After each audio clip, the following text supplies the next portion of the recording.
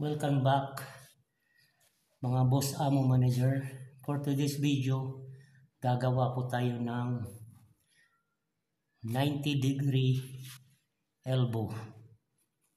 90. Kasi naka 90 siya mga boss amo. Hindi man makita pero pag ginanon mo siya ng roller, naka 90 siya. Naka 90 degree. Yan. Ayan, yan, naka 90 siya. 90. So, paano ito gawin? So, may mga dito, 1, 2, 3, 4. So, simulan na natin. So, ang una-unang gagawin natin mga boss amo manager, ito, yung diameter nito, yung diameter niya, ano yan? Nasa 50 diameter. So ang radius niya is 25. So paano natin kukunin ang mga kalahati nito? So sa nakaraang video siguro sa nakuha na natin. So ang unang gagawin natin,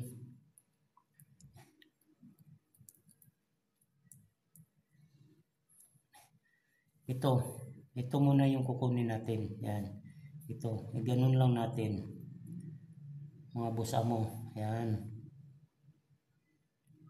Tapos kabila. Yan. Tapos papanchar tayo dyan. Tapos babarahan natin. Yan. Babarahan. Tapos ang ito naman, hahatiin naman natin yan. Hahatiin natin yan. Yan. Hati naman, tsaka dito yung natin sa kalahati. So yan na, pantsera natin, tapos tutok natin dito sa center point. So yan na. So igagano na lang natin.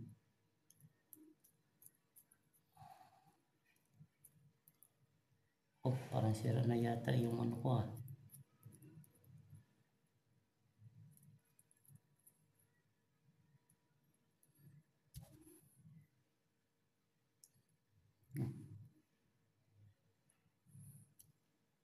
Ayan. So pareho sila. So i-copy na lang natin mga boss amo. Ganun na lang natin, i-copy. Ayan. Tapos pareho. Yan. I-apply na lang natin sa kabila. So yan, saktong-sakto. So ang sunod na gawin natin, so nakalahati natin yan, lalagyan natin ng number para hindi tayo maligaw. 1, 2, 3, 4, 5. Sa kabila din 2, 3, 4, 5. So ang susunod na gagawin natin mga boss amo, dito hahatiin natin. Yan, hahatiin natin yan. Yan. So dito, yan, hahatiin natin yan. Pag nahatiin natin yan, papantsira natin. Yan. Hahaguran natin dito. Yan. Ayan. So ito hahatiin na rin natin kasi masyado pang malaki. Yung yung liid niya. Ayan. So hatiin. So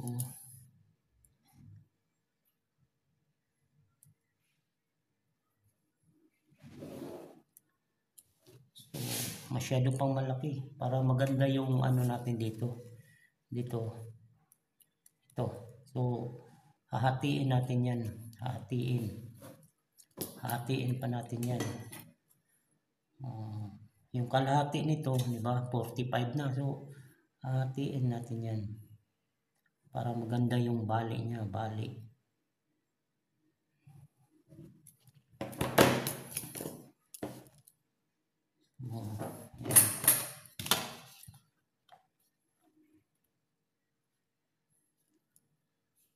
Oh, yan. So, hati na. So, lagyan na natin siya ng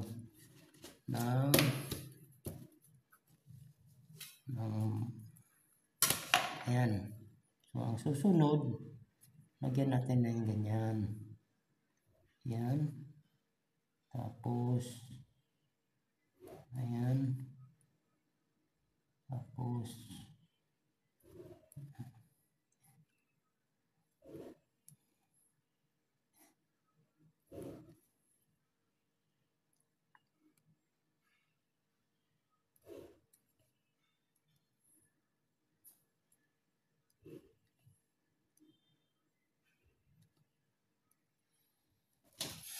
ito na.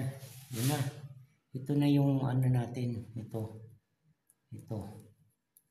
Dito tayo magsisimula magsukat. So, ang unang gagawin natin is, ganito.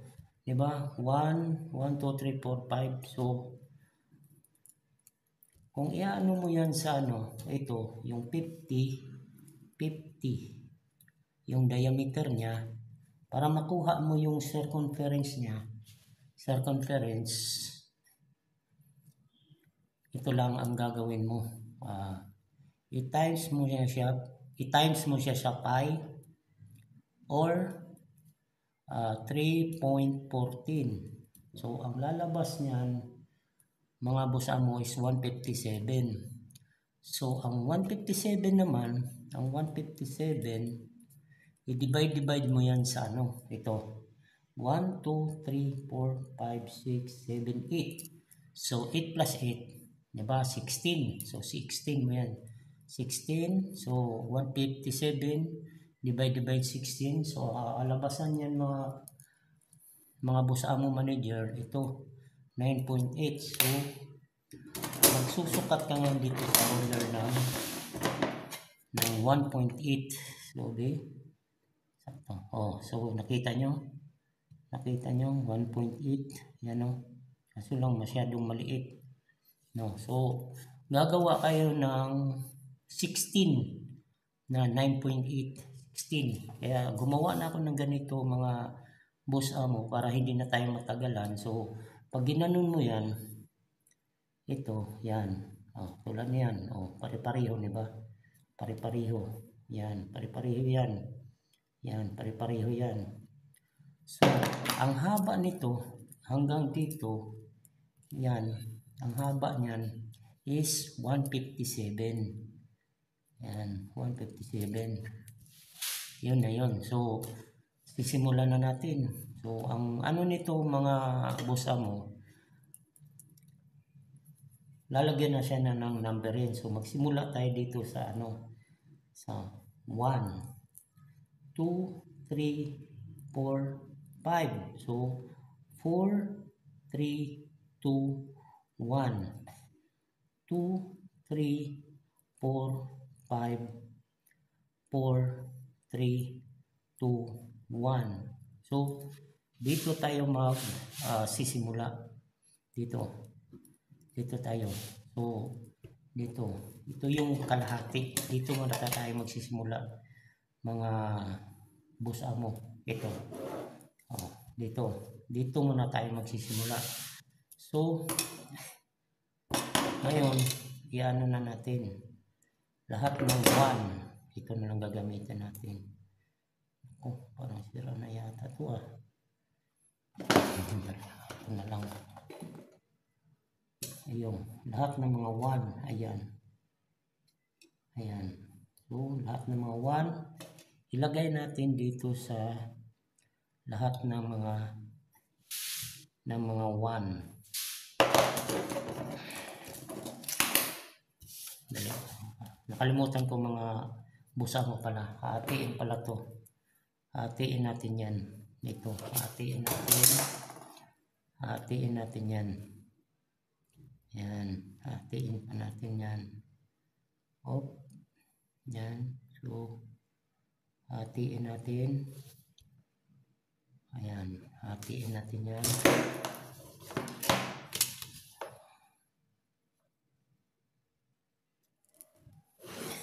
Yun. ngayon 1. Ito 1. Kita nyo ba? So dito tayo magsisimula sa 1. So 1. 1. So may 1 pa dito, lagyan din natin. Yan 1. Tapos 1. Tapos dito 1 din. 1. Yan 1. So pansira na natin. Yan na yun. Kasi 1 eh. Diba? Wala namang 1 dyan. Isang 1. So may 1 dito. May 1. May 1. So tatlo. So uulitin ko. Dito muna tayo magsisimula. Yung half nito. Yan. Yan na. Yan. Ito muna. O 2, 3, 4, 5. Ito muna. So dito tayo. So number 2 tayo. Number 2. Number 2. Yan. Number 2. Number 2. Yan. Number 2. Number 2. Dito number 2. Tapos dito number 2. Yan. So number 2. Sunod number 3. Yan. Number 3. Number 3. Sunod, number 4. Number 4. Number 4. Lahat ng number 4. Yan. Last, number 5. Number 5. So, tapos na tayo dito sa sa kalahati.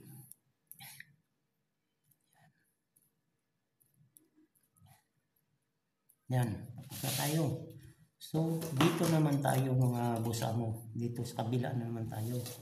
So, number 2. Number 2. Yan. Sundan lang natin itong pattern na to dito. Yung numberings niya. So, number 2. Number 2. Sunod, number 3. Number 3. Ayan. Number 3. Number 3. Number 3. Sunod, number 4. Ayan. Number 4. Number 4.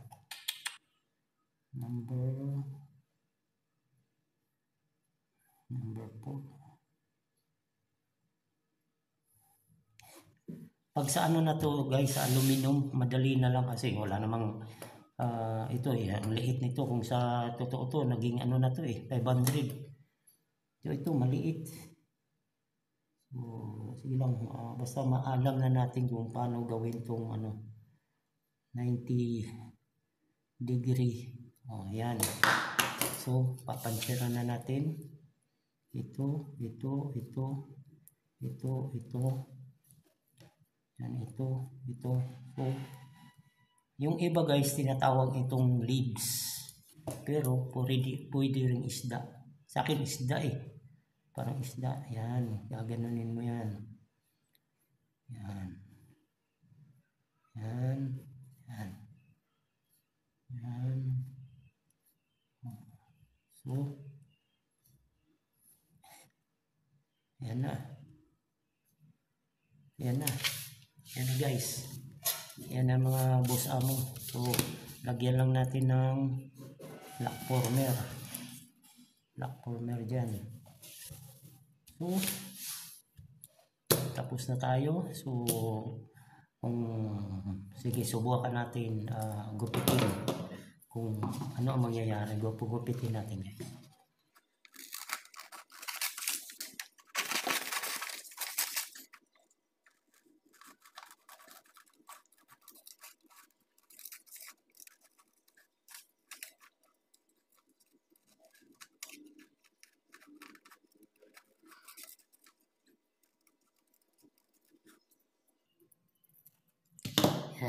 So,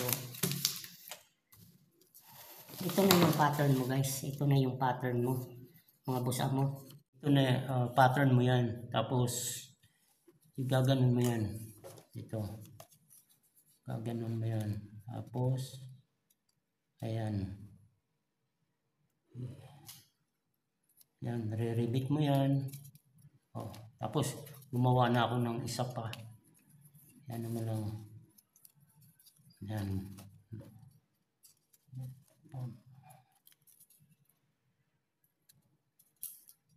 So